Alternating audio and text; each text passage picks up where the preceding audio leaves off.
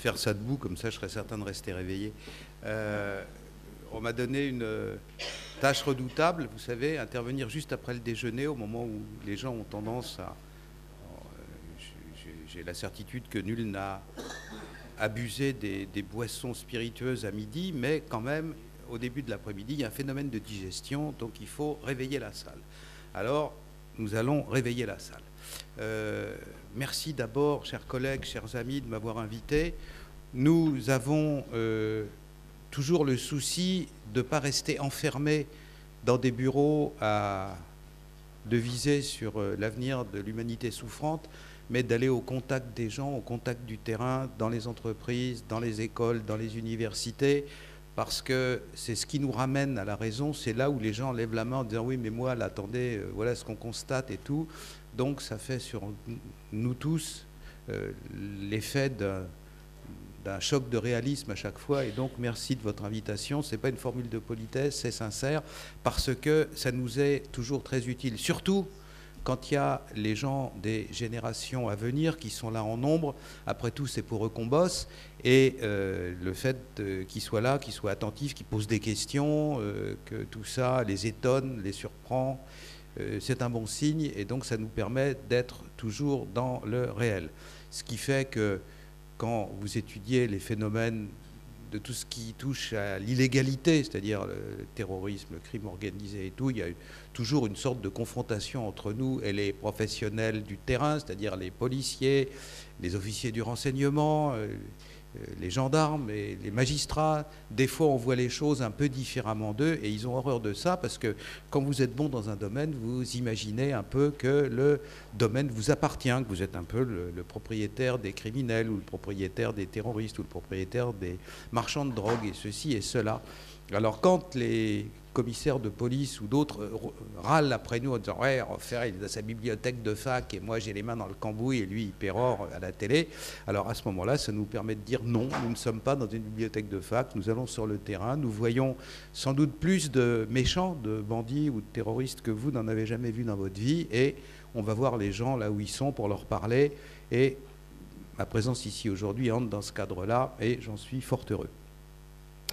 Pour vous dire une chose, tous dans votre profession, ou dans vos futures professions, bien des gens qui sont ici encore étudiants auront plus tard des tâches d'encadrement ou des tâches de responsabilité. Il faut que vous sachiez une chose, dans le monde où nous sommes, où nous commençons d'être, cette fameuse société de l'information, vous avez un danger énorme, un danger le plus grave de tous, c'est qu'à force d'être surinformé, plus personne ne voit rien.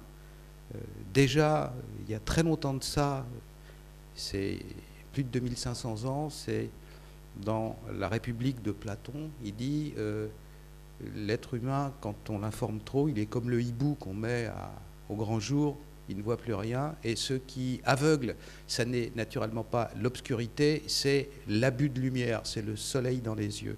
Donc à l'heure actuelle, nous sommes pleins d'informations, nous en sommes trop pleins, nous en avalons du matin au soir et du soir au matin, et ça nous empêche de voir clairement les choses. De cet aveuglement, je m'en vais vous en donner tout de suite la preuve. Elle est à la fois impressionnante et grave, mais vous ne l'avez lu nulle part dans le journal, parce que c'est tellement grave que les journaux ne l'ont pas vu. Depuis la fin de la guerre froide, depuis les années 1990, nous avions réussi à retrouver un semblant d'équilibre, en tout cas nous en Europe. Il y avait eu ce choc absolument terrible, l'effondrement d'une des deux superpuissances, le bazar planétaire, l'obligation de recommencer à faire des guerres, parce que quand il n'y a plus d'ordre mondial, eh bien il y a le désordre, et donc à ce moment-là, certains aventuriers en profitent pour sauter sur leurs voisins en disant « ah bah c'est à moi ». On avait vu ça entre les deux guerres, on l'a revu. Le premier qui a tenté le coup, c'était Saddam Hussein, en disant bah, le Koweït, en réalité, c'est la 49e province de mon pays. Alors il a fallu aller le châtier, car autrement, si nul n'y avait mis bon ordre, le lendemain, c'était le Brésil qui disait bah, finalement, vous savez, l'Uruguay, c'est la 52e province, et le bazar s'étendait à l'échelle de la planète. Donc on avait réussi à créer un minimum d'ordre, et après ça, il y avait eu un autre choc, qui était celui du 11 septembre, où on avait vu l'attentat le plus massif et le plus terrifiant pour même une superpuissance se produire avec à peu près, à l'époque, 4 milliards d'êtres humains sur la planète qui ont vu les avions percuter dans les tours, donc avec un choc en plus médiatique sans précédent. Et donc, depuis 90, 2001, etc., on avait réussi à recréer un semblant de... La poussière était un peu retombée, tout était un peu revenu à l'ordre. Et là, brutalement, ces 2 derniers mois, même ces 3 dernières semaines, tout vient d'exploser en miettes et nul n'en est encore vraiment conscient. Premièrement, ce qu'a fait le président russe, Poutine, ces 3 dernières semaines, 4 dernières semaines en Crimée, c'est exactement ce pourquoi, à la fin de la guerre froide, l'OTAN avait été reconfigurée pour interdire que ça se produise. L'OTAN a été remise en état, remise en place, réorientée, on lui a remis un nouveau logiciel à l'intérieur, tout ça pour que personne ne puisse changer la carte géographique, la carte des États en Europe. Poutine vient de le faire, l'OTAN est resté les bras ballants, sans réponse, et la seule riposte qu'on ait trouvée jusqu'à présent, c'est de bloquer les cartes de crédit de la cousine de Poutine, ce qui ne paraît pas franchement être une riposte à la hauteur.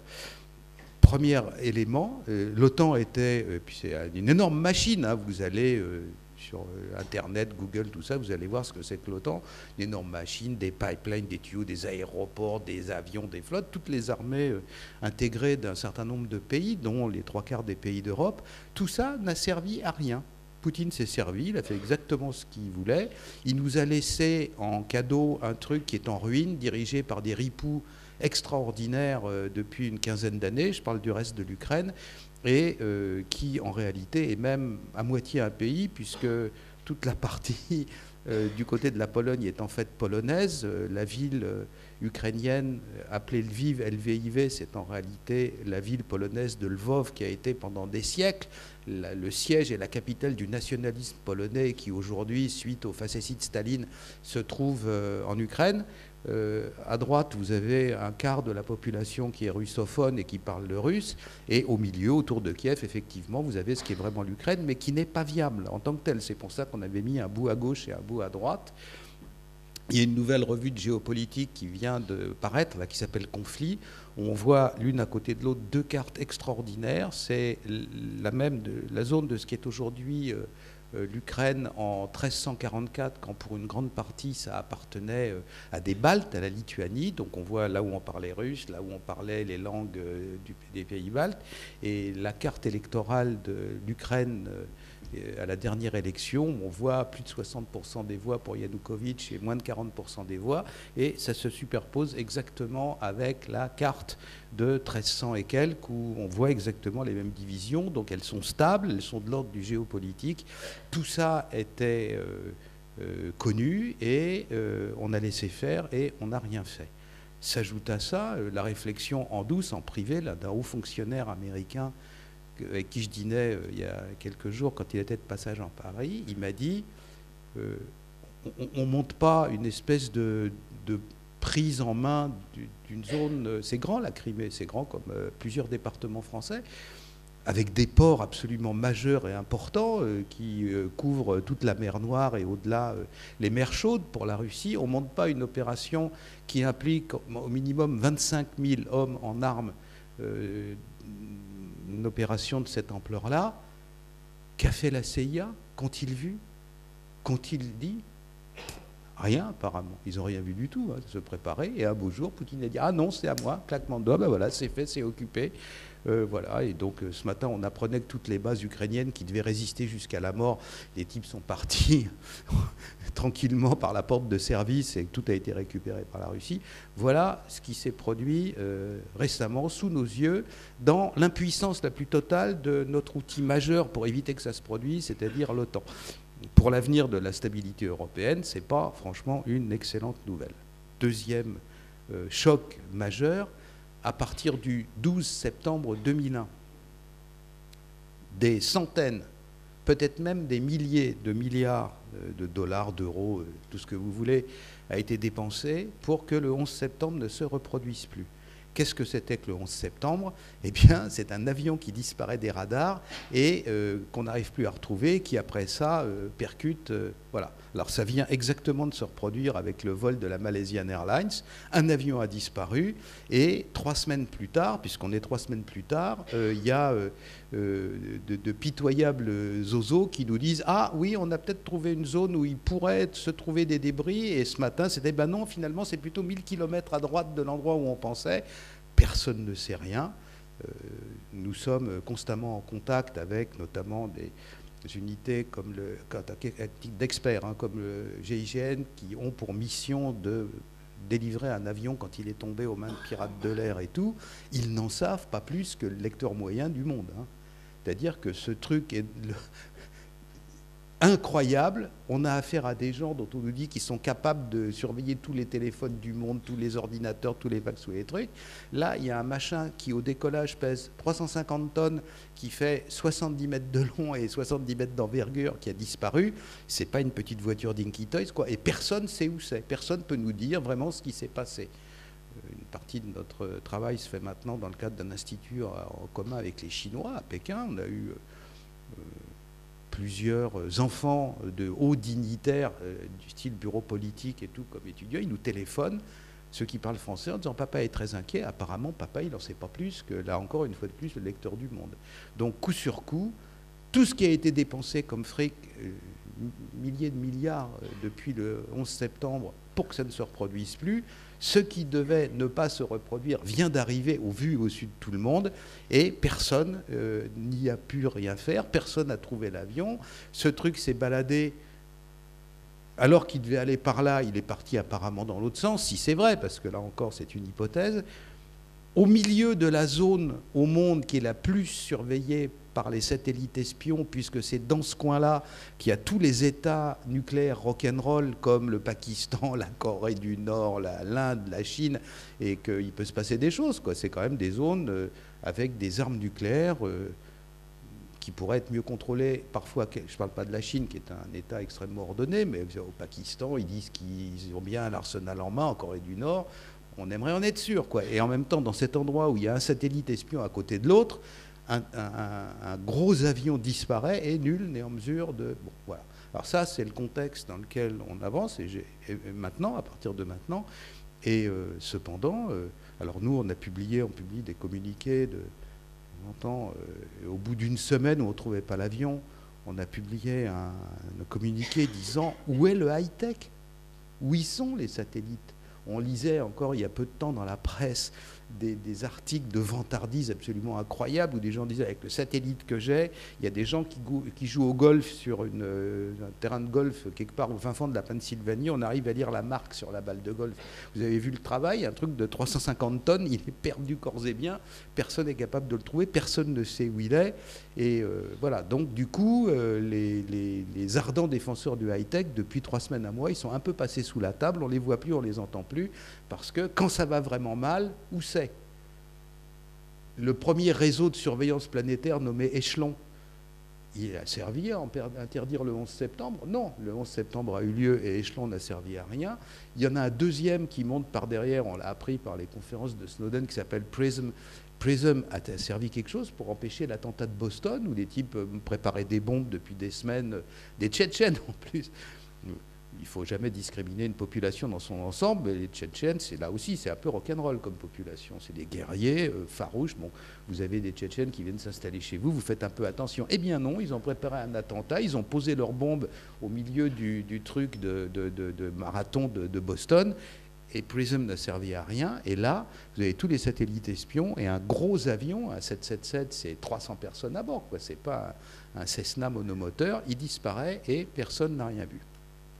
Donc, l'aveuglement, c'est ça, c'est de se dire, bah oui, la vie continue, et en même temps, les certitudes qu'on avait, les paramètres sur lesquels on avait assis depuis une décennie et plus notre défense et notre sécurité, ils viennent d'exploser en vol, et vous n'êtes pas submergé d'articles dans les journaux pour vous annoncer ça. Voilà, ça c'est la première certitude, le petit bout de la lorgnette, l'aveuglement. Attention, des fois, les choses sont différentes. Parfois vont-elles mieux, parfois vont-elles plus mal, mais elles sont différentes de ce que la philosophie appelle la sphère des évidences courantes, c'est ce qu'on a tous dans la tête. Les Anglais ont des grands pieds, les Espagnols aiment la corrida, c'est tous les trucs qu'on a dans la tête. Vous voyez, des fois la réalité est un peu différente. Alors maintenant, puisqu'on est ici aujourd'hui pour parler des affaires de nouvelles technologies de l'information, là aussi il faut mettre le contexte en place, c'est-à-dire il faut qu'on vous dise le cadre dans lequel ça se passe. Nous passons notre temps, nous, à expliquer à des ministres, des généraux, des gens importants, que dans le domaine criminel, toutes sortes de crimes confondus, le terrorisme et autres, la génération spontanée n'existe pas plus qu'en biologie. Il n'y a jamais de génération spontanée. Le 11 septembre, ce n'est pas un type qui se réveille un matin en disant « Tiens, je vais aller monter dans un avion et je vais aller faire un carton sur une tour ». C'est une PME de 50 personnes qui a travaillé pendant 3 ans. C'est ça la réalité. C'est ce qu'il a fallu faire pour préparer cet acte-là.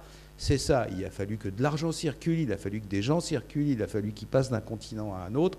Et tout ça, naturellement, quand on s'est regardé au bon endroit, c'est-à-dire quand on n'est pas aveugle, quand on ne regarde pas par le petit bout de la lorgnette, ça peut se repérer. Donc, quel est le cadre de compréhension des évolutions à l'heure actuelle qui rendent fatales et qui rendent actuelles? C'est pas de la science-fiction, c'est pas... et si un jour les petits hommes verts descendaient de la planète Mars, c'est en train de se passer sous nos yeux, qui rendent fatal un déplacement du crime, des formes de la criminalité physique vers la criminalité cybernétique, c'est-à-dire la criminalité de la sphère de l'information. Sphère de l'information ainsi appelée parce qu'elle est à base d'informatique. Ça n'a rien à voir avec les nouvelles qui sont dans le journal, c'est parce que c'est à base d'informatique.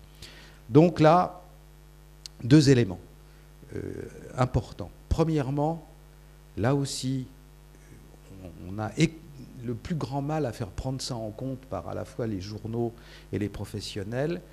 Nous avons, en tout cas sur le continent européen et même déjà ailleurs en Amérique du Nord, une grave, c'est plutôt une bonne nouvelle, mais c'est grave pour les narcos, une forte baisse de la consommation de stupéfiants illicites par les jeunes générations. Même le cannabis, et même en France, ça baisse.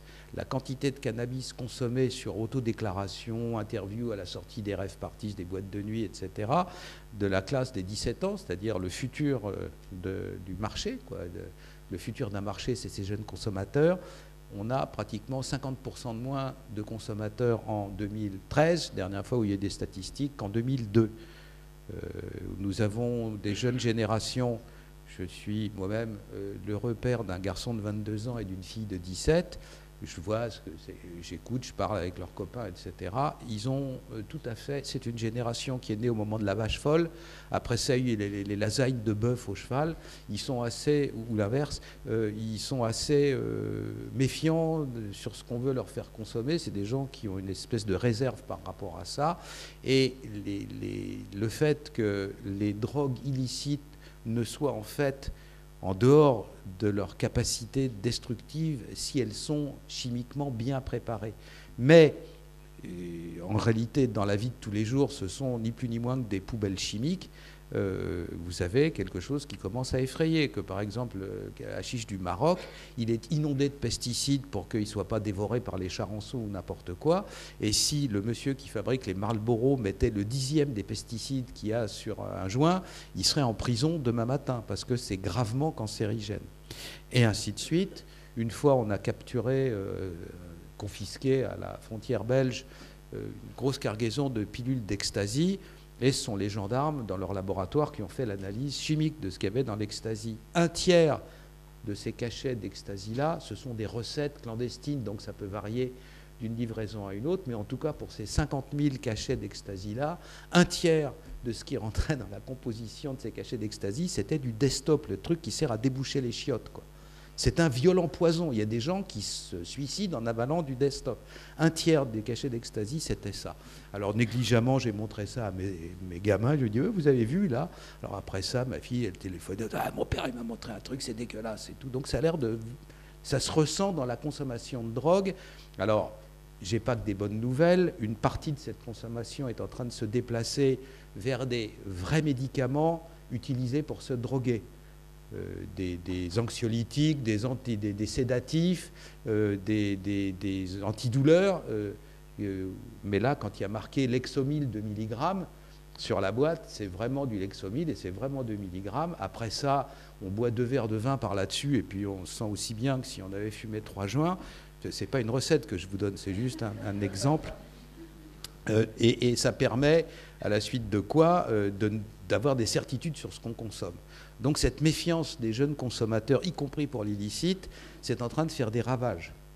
Je veux dire que c'est en train de faire des ravages pour les criminels.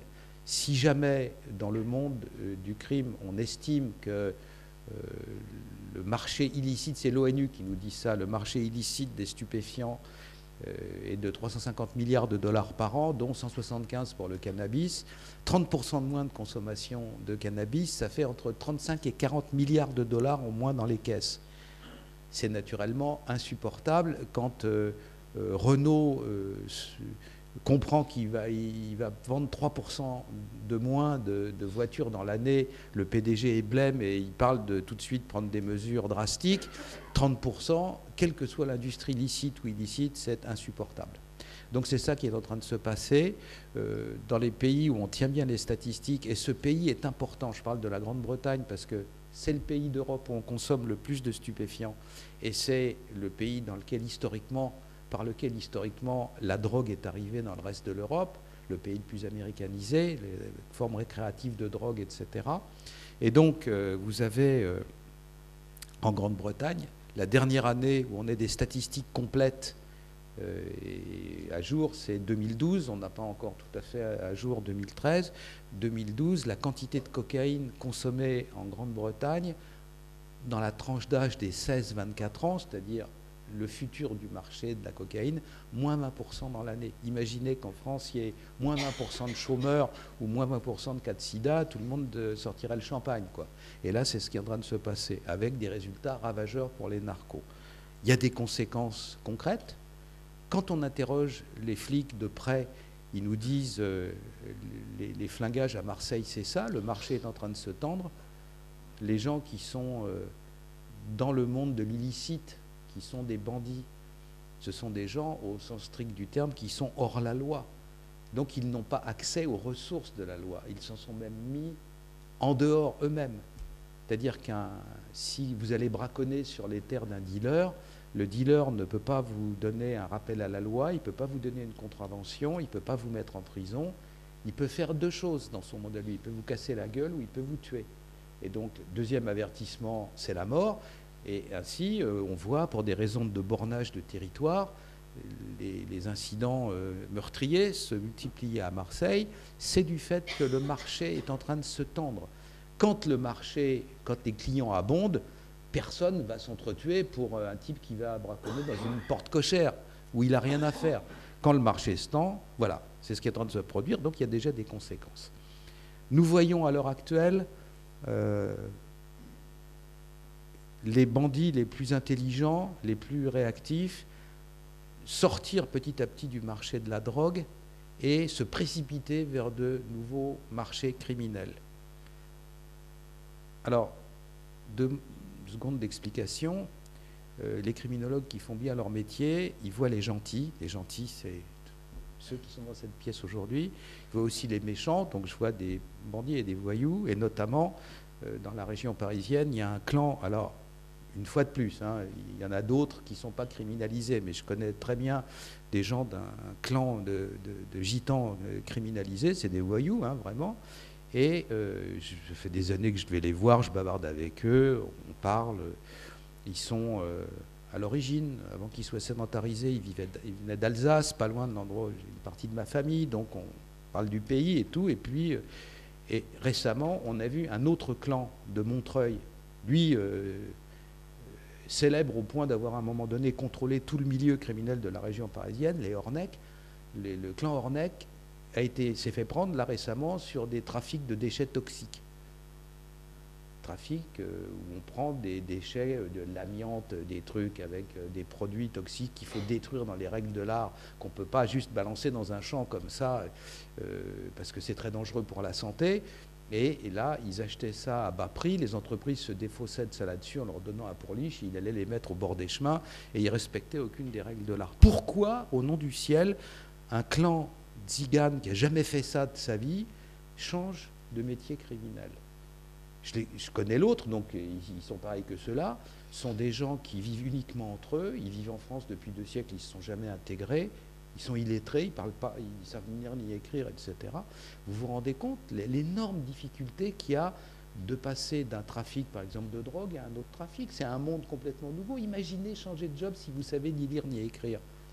Surtout dans un truc où il faut quand même remplir des paperasses comme récupérer des déchets dans une entreprise, être à l'heure avec la voiture. C'est une industrie, quoi. Pourquoi ils sortent? Parce que justement la drogue ne paye plus assez. Seule une incitation extrêmement forte peut pousser des gens comme ça qui savent faire depuis qu'ils sont petits une chose, et dans le monde criminel il n'y a pas de session de formation permanente ni rien, quoi. Donc il faut apprendre les choses par soi-même empiriquement, et chaque erreur que vous faites peut vous amener en prison ou peut vous amener à la mort parce que vous avez marché sur les pieds d'un concurrent et que, comme je vous l'ai dit tout à l'heure, à part vous flinguer, le concurrent il n'a pas le choix, quoi. Voilà les 2 grands phénomènes à l'heure actuelle. Le premier, c'est la baisse du marché de la drogue et le fait que des gens sont en train de se précipiter vers de nouveaux marchés criminels. Les nouveaux marchés criminels, nous voyons qu'il y en a 3 qui explosent à l'heure actuelle, on le voit sous nos yeux, c'est pas dans l'avenir, c'est maintenant.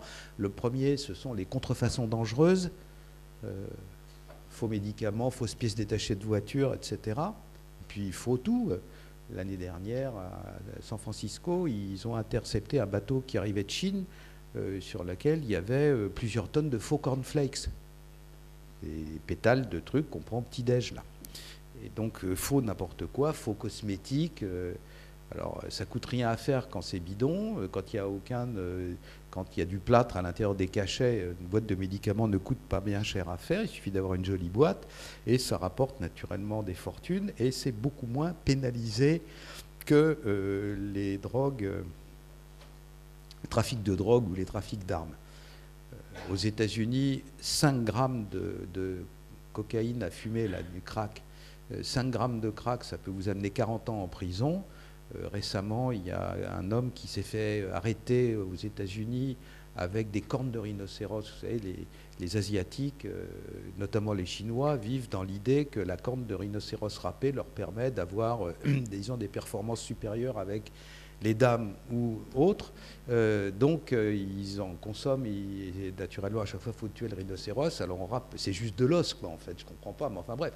Eux, ils le pensent. Ils râpent le kilo de poudre de corne de rhinocéros râpée, ça coûte plus cher que l'or et ça coûte plus cher qu'un kilo de cocaïne. 50 000 $ le kilo. On a arrêté un Chinois qui avait 3 cornes de rhinocéros sur lui. Il a pris 14 mois de prison. 40 ans, 14 mois, vous hésitez? Non. Ben voilà, les gens n'hésitent plus, donc ils se déplacent des marchés criminels A vers les marchés criminels B. Donc, pareil pour les faux cornflakes, le commandant du bateau, il dit bah, moi je ne savais pas qu'ils étaient faux. Il y a marqué les paquets en carton Kellogg's Cornflakes, c'est très bien imité, quoi. On s'en laisserait tromper soi-même. Donc il va prendre une grosse amende et la cargaison, s'il l'avait vendue, elle aurait rapporté un nombre respectable de millions de dollars. Ce que veulent les bandits, c'est pas faire des bons cornflakes ou des jolies crèmes cosmétiques, ils veulent du fric, quoi. Donc ça permet d'en gagner. Deuxième, et là on y vient, grande évolution, l'explosion de la cybercriminalité, tout ce qui est la criminalité électronique à base d'informatique. Là aussi, un chiffre pour bien fixer les différences de niveau. La Fédération britannique des banques. Ils ont beaucoup de grosses banques en Angleterre, en Grande-Bretagne, donc ils ont des statistiques assez bien tenues.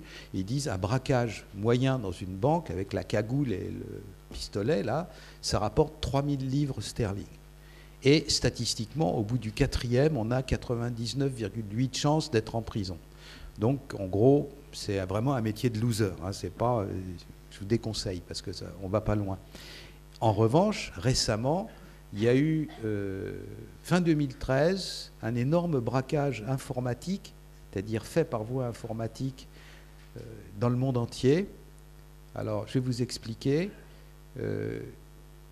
Des pirates informatiques avaient repéré que les sociétés de gestion des cartes de paiement, Visa, Mastercard, etc., sous-traitent une partie de leurs prestations dans le sous-continent indien où l'électronique, l'informatique coûte moins cher. Ils repèrent que là-dedans, il y a des sous-traitants d'une grosse société de cartes de paiement. Ils siphonnent à l'intérieur de ce sous-traitant qui est mal protégé contre le piratage 50 000 cartes avec toutes les informations, nom, prénom, numéro de code d'accès, etc. Et ils font des cartes clones. Ils clonent les cartes en question de manière à avoir des cartes. Les cartes, ils les distribuent dans un certain nombre de gangs de rue à Los Angeles, dans tous les pays où il y a encore les cartes de paiement avec juste la bande magnétique, c'est-à-dire sans carte à puce, c'est-à-dire en gros sur le continent nord-américain, ils leur distribuent les cartes et ils disent on vous enverra un signal à un moment donné. Et ils reviennent dans la boîte de gestion où il y a les 50 000 cartes de question, de paiement en question. Et vous savez, quand vous avez une carte de paiement, vous avez un plafond. Vous pouvez prendre 1 000 euros, 2 000 euros par semaine. Et là, ils enlèvent par voie informatique les plafonds. On peut prendre tout ce qu'on veut. Et donc, le lundi matin à la première heure, les gens qui ont les cartes clones, dans un distributeur automatique de billets, le lundi matin, il peut y avoir jusqu'à 100 000 euros, quoi. Il y a des sommes gigantesques dans l'industrie. Et ils retirent tout, avec les fameuses cartes clones dont on a retiré le plafond. Un braquage, la piste informatique se perd du côté de l'Ukraine, justement, vous voyez, hein, comme on y revient, et 300 millions de dollars. Un braquage. 3 000 livres d'un côté, 300 millions de dollars de l'autre. Avec cette spécificité enivrante pour un bandit que dans la criminalité informatique, le criminel et la scène de crime peuvent être à 15 000 km l'un des autres. Quand vous braquez une banque, il faut y être, hein, dans la banque, avec le sas qui peut se refermer derrière vous, les employés qui hurlent et tout. Là, vous êtes chez vous, en pyjama, vous pianotez, vous nouez des contacts, vous créez une espèce de bande en passant par l'Internet profond, la Deep Web, mais où vous êtes codé 10 fois et donc à peu près intraçable. Et puis vous êtes tranquille. À la fin, vous laissez 100 millions de dollars aux petits loulous qui ont fait fonctionner les cartes clonées, et puis vous gardez 200 millions pour vous. Vous pouvez très bien être dans la banlieue de Kiev, avoir 17 ans et avoir monté tout ça. Donc l'avenir du crime, c'est là. Et la troisième forme de criminalité nouvelle, celle qui explose aussi à l'heure actuelle, c'est le piratage des paris sportifs. Les paris sportifs, le fait qu'on puisse parier maintenant sur tout, sur le tennis, les matchs de foot, les machins, ceci, cela, c'est en gros un marché de licite et illicite confondus de plus de 200 milliards de dollars par an à l'échelle planétaire. Et donc le fait de pouvoir le piller, c'est tout à fait juteux pour les bandits. Là aussi, ça peut se faire de l'autre bout de la planète. Vous envoyez des comparses en France, vous envoyez un comparse acheter un ou deux joueurs ou un arbitre dans les matchs de deuxième division autrichienne ou un pays comme ça qui n'est pas au premier plan, mais il y a quand même des paris, et comme vous savez le résultat du match, vous gagnez des fortunes en pariant à propos, quoi. Donc voilà, contrefaçon dangereuse, criminalité informatique et pillage des paris sportifs. Dans les trois cas, les réponses de la société des gens honnêtes n'est pas terrible. Vous avez, dans le domaine des contrefaçons, les grandes marques, et notamment les marques de luxe qui veulent se protéger et qui sont moins passionnés par la santé publique et les problèmes des consommateurs. Donc c'est Gucci et compagnie là, qui disent « mais nous, attendez, c'est de la propriété intellectuelle », alors qu'en réalité, ce sont des actes criminels faits par des criminels. Chaque année, les faux médicaments en Afrique tuent entre 80 000 et 100 000 personnes. Ça les tue de manière extrêmement vicieuse. Il y a des gens qui prennent des cachets contre la malaria, qui pensent être protégés de la malaria, et naturellement, il y a du plâtre à l'intérieur, et ils finissent par attraper la maladie et par mourir. Il n'y a pas que les antipaludéens, il y a bien d'autres médicaments, des anticancéreux, etc. Et ça frappe naturellement les pays qui n'ont pas les laboratoires nationaux qui permettent de tout vérifier, comme on le fait à 95% en France. Donc c'est très grave. Entre les trafics d'armes illicites et les trafics de faux médicaments, le continent africain, c'est un Hiroshima par an, tous les ans, répétitivement. Vous voyez que ça tue plus de gens que le 11 septembre. Hein. Le 11 septembre, c'est une fois 3000 personnes, c'est un drame, mais là, ça tue énormément de gens. Donc ça, des formes criminelles extrêmement meurtrières, d'une part, avec les contrefaçons, plus, je ne vous dis pas, les pièces détachées de voitures, la voiture qui va dans le mur parce que la plaquette de frein n'a pas tenu, parce qu'elle est falsifiée, de mauvaise qualité, et ainsi de suite. Deuxièmement, toutes les formes nouvelles de cybercriminalité, et troisièmement, le piratage des paris sportifs. Voilà, c'est ce que nous appelons la face noire de la mondialisation, c'est-à-dire la face dangereuse, l'Internet profond, c'est-à-dire une espèce de cours de miracle électronique là, qui est caché, enterré sous le vrai web et où on n'accède que par des logiciels codés, etc. Et tout ce qui permet d'accomplir des trafics criminels en se dissimulant là-dessous. Alors, évidemment, les principaux services de renseignement, les nôtres, ceux des Américains, ceux des grandes nations de la planète, ont des outils informatiques qui permettent d'aller voir, de casser même les codes les plus compliqués, mais ils ne peuvent pas le faire à tout bout de champ, quoi. Ils ne peuvent pas le faire pour une cargaison de cornflakes, ils peuvent le faire pour traquer Bin Laden ou pour des choses comme ça, mais à la fin, il y a quand même des outils très complexes, très chers, qui impliquent des machines d'ultra avant-garde, et on ne peut pas s'en servir comme ça au niveau du commissariat de quartier. Tel est le contexte l'environnement large de ce dont vous avez parlé, dont vous allez parler aujourd'hui, c'est ça. Alors, j'ajouterai une chose, c'est que par science professionnelle très sûre, je sais que le cours magistral est aussi enquiquinant pour celui qui le prononce que pour ceux qui le subissent. Et par conséquent, à partir de maintenant, on va procéder par questions-réponses. Ça me permettra de mieux coller à vos préoccupations et ça vous donnera l'occasion de vous interroger et de m'interroger. Monsieur le grand chef, merci beaucoup. Voilà. Lui, là, monsieur? Non.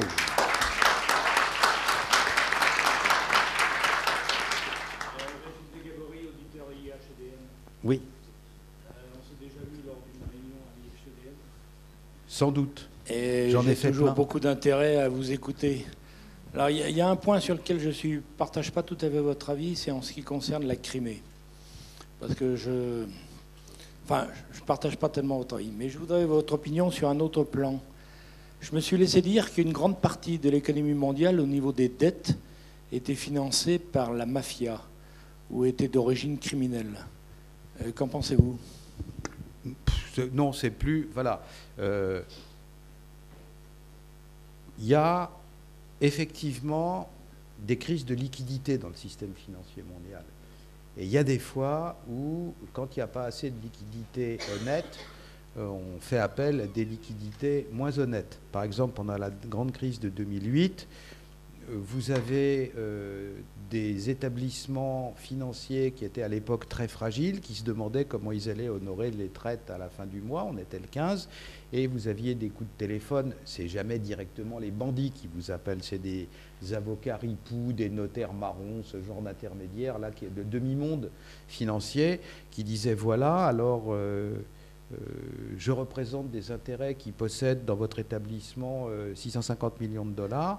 Ils peuvent très bien les retirer demain matin, ce qui fait que vous allez vous retrouver le ventre en l'air. Maintenant, si vous laissiez à ces intérêts la capacité de mettre plus d'argent, au contraire, pour vous aider, ils seraient tout à fait disposés à le faire. Et à ce moment-là, c'est vous qui êtes obligé de dire merci, quoi. Voilà, on a bien vu, c'est un secret pour personne, en 2009 aussi, il y a eu un grand émirat aux Émirats Arabes Unis qui s'est trouvé au bord de la faillite. Toutes les énormes sociétés immobilières sont de l'Émirat, celles qui font les tours d'1 kilomètre de... Si vous n'avez pas compris maintenant de qui il s'agit, c'est que vous êtes niais. Donc les grandes tours d'1 kilomètre de haut, là, qui ont... toutes ces sociétés, là, elles sont parties en faillite, et le système bancaire, lui, il a tenu. Alors, pourquoi il a tenu? Parce que, quelques temps auparavant, il y avait eu l'élection présidentielle aux États-Unis. Et le président avait changé. C'était auparavant le président Bush, et c'était devenu le président Obama. Le président Bush, les élections ont lieu le premier mardi de novembre aux États-Unis, et le président suivant prend ses fonctions le 21 janvier. Donc il y a une sorte d'interrègne. Pourquoi À l'origine, il y a 2 siècles, il fallait arriver à cheval de San Francisco, quoi. Il fallait du temps pour que tout le monde se réunisse au Congrès. Et donc, c'est la période de l'interrègne. L'intervalle, il n'a jamais été corrigé. Donc, il y a, quand Bush s'en va et quand Obama arrive, sans doute, il y a des gens qui se sont parlé en disant qu'il faut que la table soit parfaitement propre et nette quand le nouveau président arrivera. Et c'est là où tout le fric sale, très sale, complètement noir, consécutif à la guerre d'Irak, est lessivé. Alors, je vous l'ai dit, les criminologues connaissent les gens honnêtes et les autres, et donc je connais des gens dans la zone des Émirats en question à qui je ne donnerais pas forcément ma petite dernière en mariage, mais c'est des Libanais spécialisés dans le blanchiment d'argent, et voilà ce qu'ils me disaient à l'époque. Eux-mêmes étaient éberlués, ils n'avaient jamais vu ça. Hein. Alors, avec l'accent local, ça donne ça. Les bateaux arrivent dans la marina, ils sortent les cantines avec les billets sur le pont. Habibi, j'ai jamais vu ça. On arrête les machines à compter les billets au bout de 3 heures, elles chauffent trop. Ils achètent des tours entières avec les billets. Voilà. C'est comme ça que ça s'est passé. Et là, ce n'était pas de l'argent qui venait de la mafia, quoi. C'était de l'argent qui venait des sociétés militaires privées américaines et autres qui avaient récupéré dans les caves de Saddam des milliards en billets, etc. C'est tout ça qui a été recyclé alors. Donc que ce soit de l'argent illicite, oui, pas forcément de l'argent mafieux. Des fois, il y a aussi des entreprises qui ont de l'argent noir ou des choses comme ça, etc. Et tout ça, ça passe dans les... Je termine. En gros, si vous voulez, la planète, je vais vous faire une révélation, quoi, la Terre est ronde, et donc, à un moment donné, le commerce mondial, ce que l'un achète, c'est que l'autre l'a vendu, et quand quelqu'un vend, c'est que quelqu'un d'autre va l'acheter. C'est-à-dire, on ne vend pas la planète Mars ou quoi. Donc, le bilan à la fin de l'année du commerce mondial, il devrait être à somme nulle. Et chaque année, il y a à peu près 1000 milliards de dollars qui se baladent.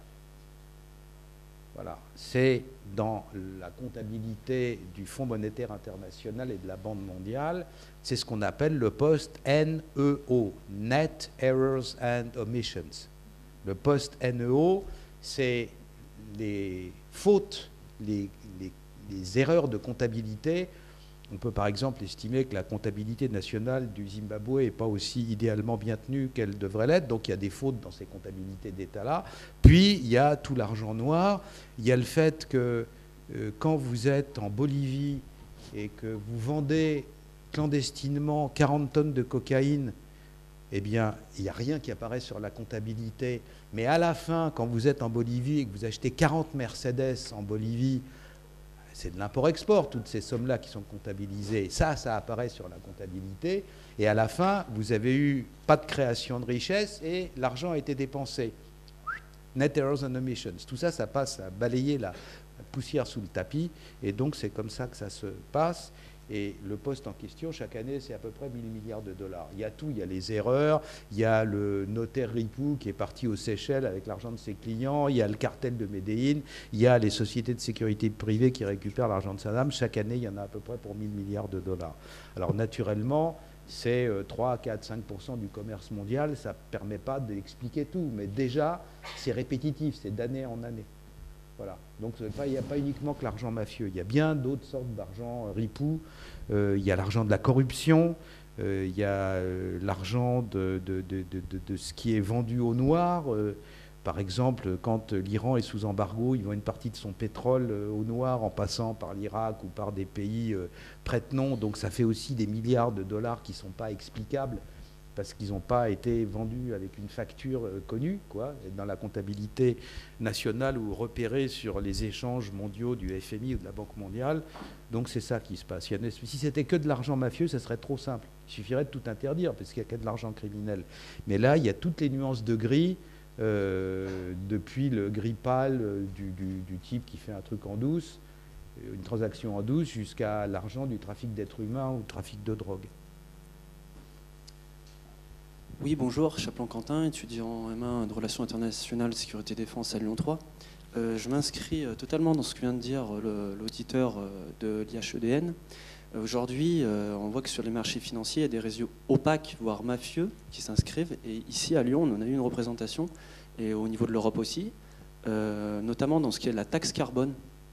avec des personnalités très connues dans le milieu lyonnais, comme Stéphane Alzara, Fabrice Bénichou, qui ont impliqué des hauts dignitaires de la police française, pour ne pas les citer Néret. Et dans ces transferts opaques aussi, on voit qu'ils profitent de toutes les lois en présence dans certains États. Donc ces personnes bénéficiaient de la double nationalité d'États qui ne pratiquent pas l'extradition. Donc au niveau du droit international, ils sont pas poursuivables. Et alors en termes clairs, ça veut dire Israël. Il faut toujours parler clair. Donc ma question c'est, au final, est-ce qu'il n'y aurait pas de nouveau, on serait passé de conflits soi-disant ou d'intérêts asymétriques classiques, puisque le milieu français il évolue, que ce soit passé de la drogue, de la prostitution, vers la finance, puisque justement c'est ce que vous venez de dire, les risques encourus sont moindres.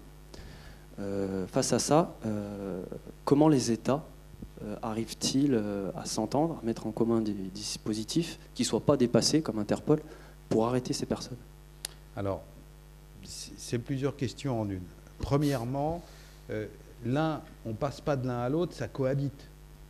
Il y a des phénomènes qui font qu'il y a à un moment donné plus de l'un et moins de l'autre, parce que chez les bandits aussi, il y a des phénomènes de mode. Il y a des gens qui disent « Allez, on va faire ça parce que ça rapporte plein de fric, il n'y a pas de risque, on n'essaie pas pénaliser, etc. » Voilà, l'histoire de la taxe carbone, elle est connue comme le loup blanc. Ça fait 20 ans ou 30 ans que c'est fraude à la TVA. Vous savez, vous achetez des produits X ou Y dans des pays qui prélèvent une taxe à la valeur ajoutée, vous les vendez dans des pays où vous le revendez sans la taxe à la valeur ajoutée, mais comme vous l'avez récupéré dans le pays à côté, vous gardez les 20% pour vous, et puis après ça, vous créez une société bidon qui disparaît 2 semaines après. C'est connu depuis les années 80 à New York. Nous-mêmes, moi, avec un de mes collègues, nous avons été voir les gens de la Caisse des dépôts et consignations pour leur dire que là, il y avait attention quand ils ont créé leur marché pour la taxe carbone, marché qui s'appelait Blue Next. Et on a été leur dire, vous savez, il y a des gens qui opèrent sur ces marchés-là. Nous nous sommes trouvés face à des inspecteurs des finances parfaitement contents et satisfaits d'eux-mêmes, qui nous ont dit, en gros, jeune homme, n'espérez surtout pas que vous allez pouvoir m'apprendre mon métier. Et 1 an et demi après, ils avaient 1,5 milliard d'euros dans le baba, par des gens extraordinairement repérables, puisque le bandit en chef, vous tapiez son nom sur Google, vous en aviez 3 pages, c'était même pas cachotier. Et à la fin, c'était tellement et à coup sûr un bandit qu'une fois qu'il est retourné dans le pays qui n'extrade pas, etc., dont on a parlé à l'instant, il a fini par revenir en France pour régler un problème. Il s'appelait Sami Souyed, et le Sami Souyed, il a pris 2 balles dans la tête devant le Palais des Congrès. Il y avait peut-être eu un problème de partage et mal équilibré. Et donc c'est pour vous dire que, c'est-à-dire le charcutier ou le plombier zingueur moyen prend jamais 2 balles dans la tête devant le Palais des Congrès, quoi. C'est un rare mari jaloux une fois par siècle, mais d'ordinaire, c'est des bandits, quoi. Alors là, c'était bien un bandit. Et vous dire à quel point les types rigolaient de l'espèce de niaiserie satisfaite des grands chefs de la Caisse des dépôts, c'est que la société qui achetait les actions carbone, en 2 mots, pour éviter qu'il y ait trop de pollution en Europe, on a créé un marché avec les droits à polluer. C'est-à-dire qu'une entreprise qui pollue, elle se voit accorder tant d'éléments, de tonnes de carbone chaque année, et si elle veut en produire plus, il faut qu'elle achète des droits à polluer supplémentaires à des entreprises qui donc vendent celles qu'elles ont reçues en trop. Alors c'est censé déclencher un phénomène vertueux, parce que ceux qui font moins de pollution gagnent de l'argent, et ceux qui en font plus sont obligés d'en dépenser en plus pour acquérir de nouveaux droits à polluer. C'était ça l'idée, sauf que naturellement il n'y avait aucun système de protection, et vous dire que la société qui achetait les droits à polluer, qui les revendait en truandant sur la TVA, La société s'appelait la société Pénombre, je vous jure, ça ne s'invente pas.